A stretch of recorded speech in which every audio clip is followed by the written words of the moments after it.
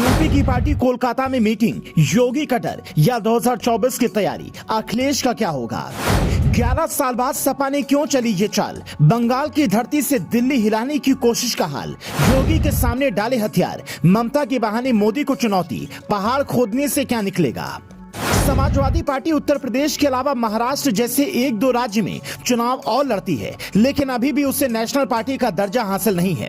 फिर भी अखिलेश यादव अपनी पूरी पार्टी को लेकर कोलकाता गए। इसके पीछे की वजह क्या है? क्या वो नहीं चाहते कि योगी आदित्यनाथ उनकी पार्टी की चालों को समझ लें, या उन्हें डर था कि यूपी में मीटिंग होगी तो बातें भी लीक हो जाएंगी, जिसे वो छुपाना चाहते हैं? या फिर 2024 पर निशाना लगाने और विपक्षी एकता को मजबूत करने के लिए अखिलेश यादव ममता दीदी के दर पहुंचे?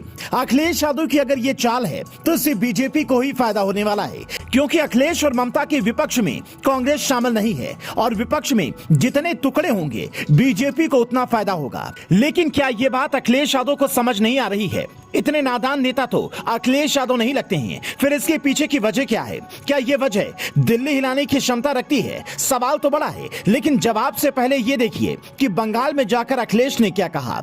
ईडी, सीबीआई और इनकम टैक्स विभाग बीजेपी के राजनीतिक हथियार हैं। यहाँ बंगाल में उदाहरण कम है, लेकिन उत्तर प्रदेश में विधायकों समेत हमारे कई नेता मनगढ़ंत मामलों में जेल में हैं।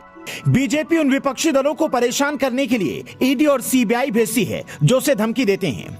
तो क्या इन्हीं एजेंसियों के डर से अखिलेश यादव ऐसे राज्य में सपा की राष्ट्रीय कार्यकारिणी की बैठक करवा रहे हैं जहां उनका समर्थन करने वाली नेता की सरकार है?